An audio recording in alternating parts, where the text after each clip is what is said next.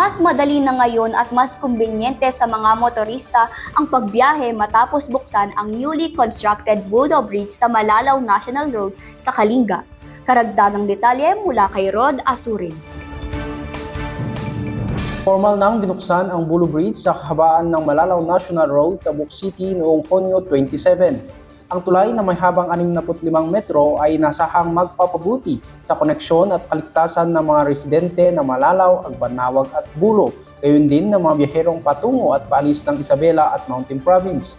Ang proyektong ito ay bahagi ng 106 milyong pondo para sa dalawang national bridges sa ilalim ng Major Final Output 1 ng Department of Public Works and Highways.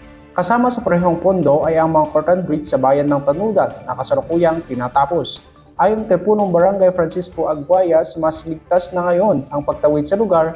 Hinimok naman ni Congressman Allen G. Simangawang ang publiko na pangalagaan ang tulay.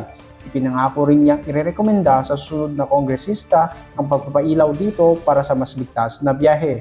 Mula sa PIA Kalinga, Rod Asurin para sa PI News Cordillera.